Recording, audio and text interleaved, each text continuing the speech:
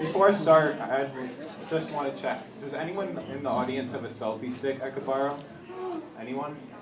Okay, good. Nobody here is a complete idiot. Yeah! Oh, and I want to make a quick shout out to the lovely workers at Commons Dining Hall.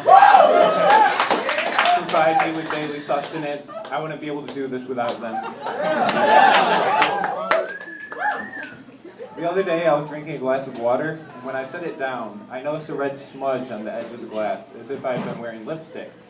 Turns out it was blood because I had cut the inside of my mouth with a wheat thin. Kind of pathetic, kind of sad, not unlike my performance in water polo. I'm taking water polo this semester, probably one of the hardest things I've ever done. Pimpin' ain't easy, and neither is water polo.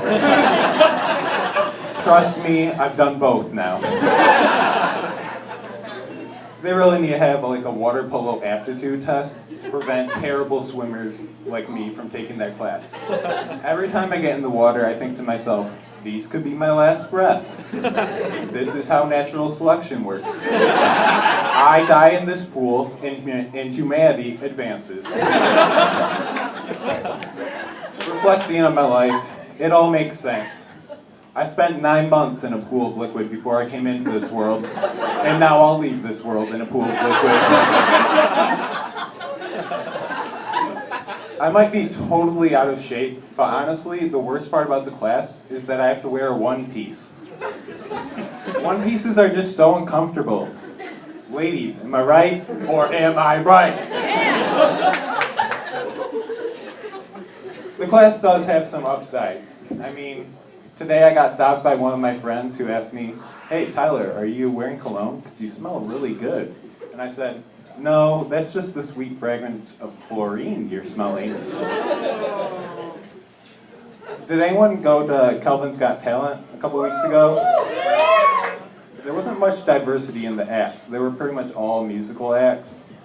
I was considering busting out the old dummy and doing a ventriloquism act, but even after 3 years here, I still haven't been able to judge whether Kelvin is really a ventriloquism crowd. Don't do anything unless the vibe is right. That's what my mom always told me. Plus, I don't own an actual ventriloquism dummy. I was just going to use one of the guys from the hockey team.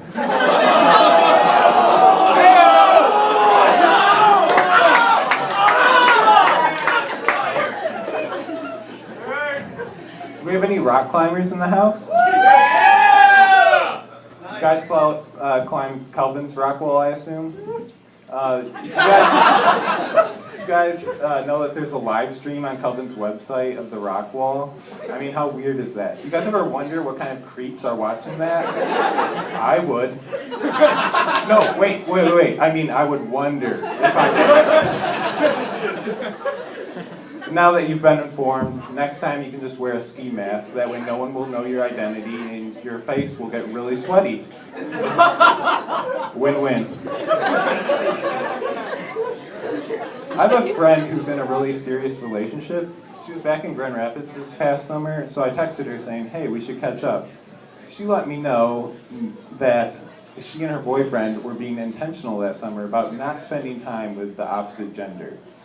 How do I even respond to that? Wow, good for you. I know a lot of couples who've thought about doing that, but just never had the guts to follow through. There's just something so noble about being like the Amish and withdrawing from a sizable majority of the world. I really wanted to see her and catch up, so naturally I texted her, "What if I told you I'm gay?" Partially just to screw with her, and partially because I honestly wanted to know how she'd respond. Well, Blake and I never discussed that detail, but I guess in that case, he'd be okay with us spending time together. That's what she said. I'm glad it worked out, but in the back of my mind, I'm thinking, there's no way Blake would be okay with this. This kid was raised in the South. Homophobia is in his blood.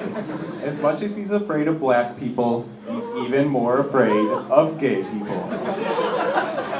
Granted, I've never met the guy, but I can just tell from his Facebook photos. When you know, you know. That's what my mom would always tell me when I'd ask her how to spot a homophobic person. Do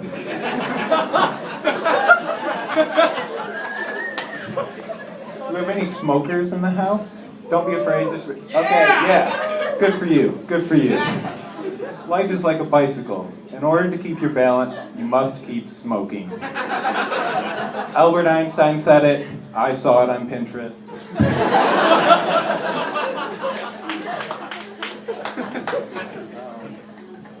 Hold on a second.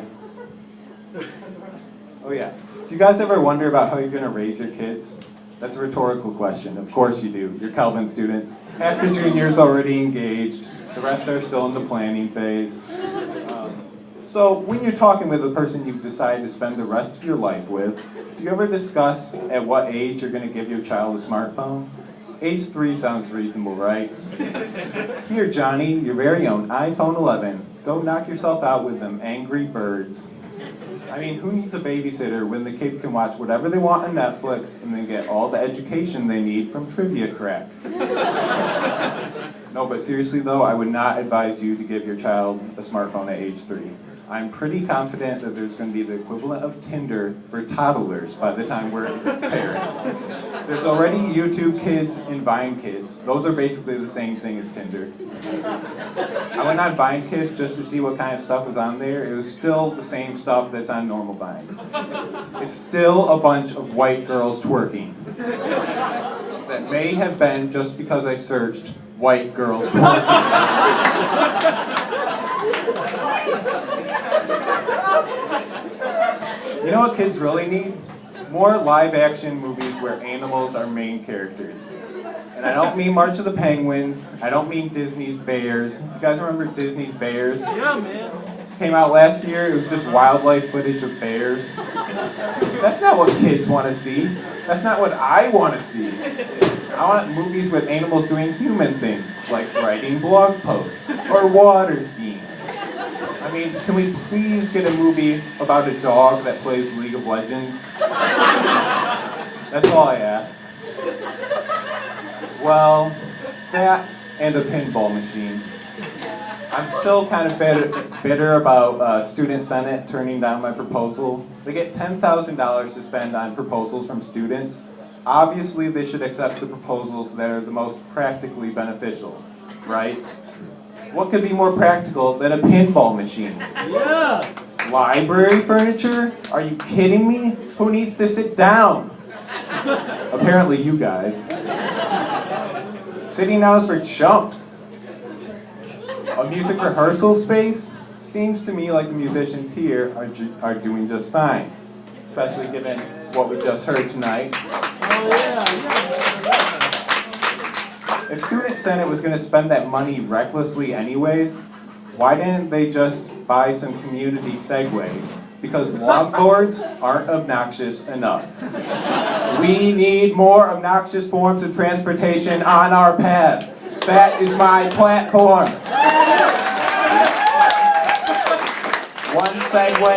One Segway for every 20 students by 2020. Hashtag 20 by 20. Let's get this trending and turn this dream into a reality, people. Come on, hashtag 20 by 20.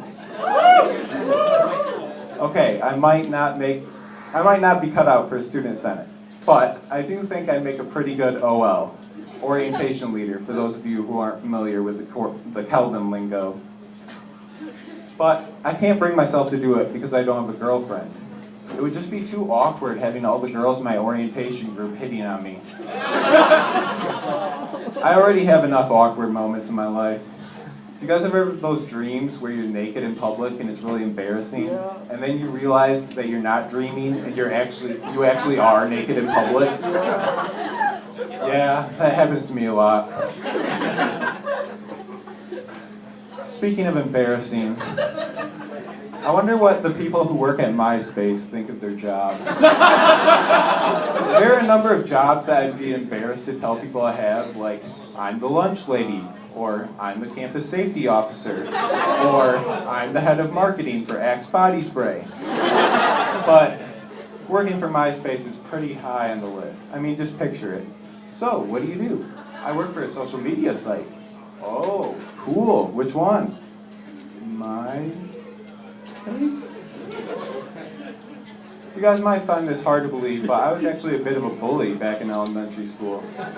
I remember there was this one kid named Francis, and I went up to him and said, "Hey Francis, nice name. Did your mom give it to you?" Yup, I was a trouble child, all right. I think the reason I was such a bully was because I was always left out of stuff as a kid. I remember at recess, whenever the kids would play sports, they make me be the referee, the most harassed position in all of athletics. After every call, they'd shout at me in typical sporting event fashion, questioning my vision, threatening my loved ones. I still am left out in a lot of ways. I'm still waiting to be nominated for the ALS Ice Bucket Challenge. I thought for sure James Franco was going to nominate me. Thank you. My name is Tyler VanZanten.